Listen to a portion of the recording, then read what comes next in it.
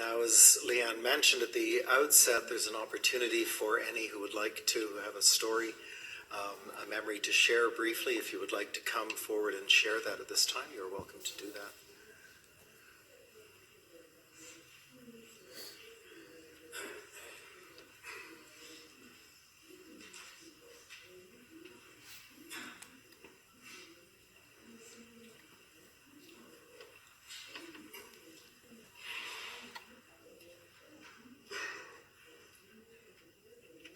You might want to close your ears.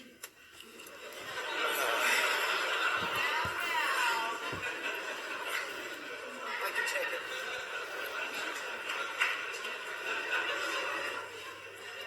I don't know about you guys, but I hate this place. No disrespect to the owners of this place, but every time we come here, it's not a happy place. I cry a couple times a year, and it's usually mostly right here. They call it a funeral. They call it a celebration of life. What's the difference? The difference is a funeral, I think, is a life cut short. And 42 for me is pretty damn short.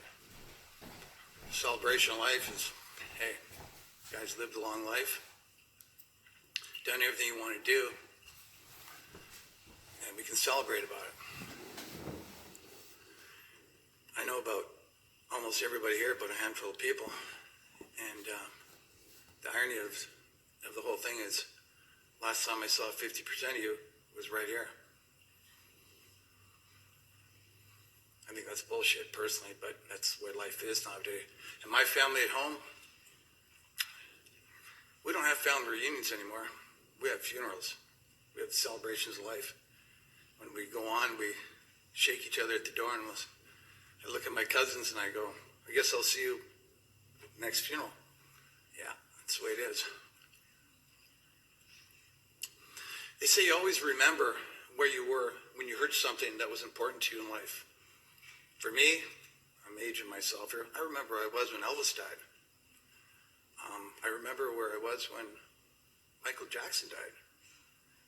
And like you guys, I'll always remember where I was when I heard when Dwayne died.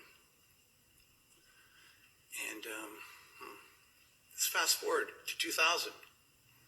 That's when I got to meet the Moonahs, the Grankies. 75% you guys in here. I was an outcast because I was from Kelowna. You guys were all from Edmonton, or Alberta. I remember going for a dinner one time at Mongo's, and there was like 20 of us at the table, and I stood up and I said, am I the only guy that's not from Edmonton?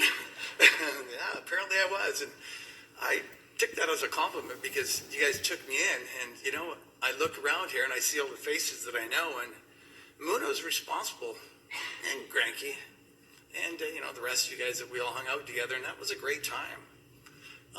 From 2000 to 03, 04, I spent almost every weekend, as you guys did. We all spent together, and we were pretty close-knit people. And now we all get a little older. We go different ways. We have kids, get girlfriends. We don't see each other very much except for these damn things. That's sad. That's really sad. I tried to make a list of all the things that I thought were funny, and there'll be kids here. There'll be parents here. I can't talk about that.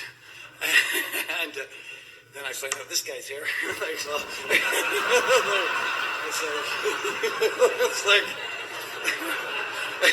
like, oh shit. Oh shoot. And, you know, you try to make fun out of something that's just shit, what I think. When something like this happens to me, it doesn't hit home. You lay in bed and you got that phone call, you read it on social media, and you're like, really? Is this for real? And you even go as far as to pick up the phone and dial. I'm thinking, maybe this is a bad dream, it's a bad nightmare. And but it all hits home when we sit in here and then we see the pictures and we listen to everybody talk. And I don't know, it's like I had my first cry today when Jay Shep called me.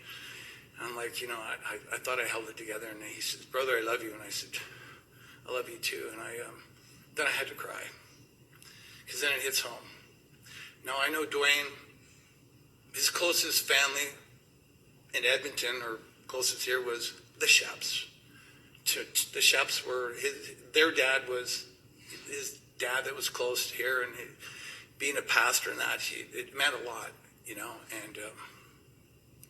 I know when he passed, it was tough when their dad passed. And but anyways, let's get back to some good things. How many people walked in here and you thought you saw a ghost and you saw his nephew standing there? Oh, no shit, eh? Sorry, no shoot. It was like surreal for me. I was looking, and then when I met his dad for the first time, I was like, holy jeez, that's a clone right there. Let's talk about some good stories. Dwayne, an excellent driver. Yeah, he's the only guy I know that can ride off on Ford F-350 with a Razor. Okay. You see how that picture of that Porsche that was up there, that silver one? I sold that to him. You know how long he had it for? A day. Maybe a couple, I don't know. He phones you up, he's like, Willie, you won't believe what happened. Oh, Willie, that's another thing. We call each other Willie. Went from Billy to Willie, from Bareback Billy. That's the Bareback Billy.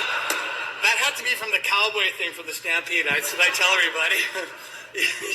So he's like, I just smashed up the car. I'm like, what happened? He's like, well, I don't know who the passenger was, anybody, but he said, I was bragging about the car, how fast it was, and he said, let's go for a drive. He lost control. He smoked through some trees into a pole, and I was laughing so hard. He says, and the passenger got out and was running down the road, screaming. I'm like, why? Because he probably thinks I stole it. I laughed. And of course I get phone calls from everybody like, hey, I just saw your car, are you all right? I'm like, nah, I just sold that to Willie. It's his baby. Yeah. I think of all the X-rated times that we had together, and I'm sure you guys could all concur. Yeah. But the last couple of years is, I've been asked so many times where people said to me, hey, have you seen Moonah? Have you seen Dwayne? And I'm like, no, I haven't seen him for a while. I live in the same subdivision. If I hadn't, maybe I'd never see him, but I would pass him and we'd always say, let's go for lunch or do something, and well, I'll be out of town and come back in, and and people would ask me all the time and say, well, what happened to Dwayne? He was like, this bling bling, let's do something, let's party, and all of a sudden he went into an introvert. And people always ask me, and closest friends probably say the same thing, is one of the things that Dwayne in his life that was most important, I don't know if there's, it was what, for him, I was always on his case about getting hold of his dad, getting hold of his family, getting hold of his sister, get a hold of people that you talk about, but you never talk to.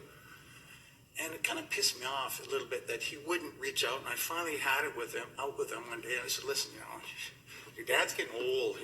You got to get a hold of him. You got to do something, And then Dwayne hit rock bottom when his dog died. And you guys can relate to this. People don't know why when Moses died, but I do. I was there.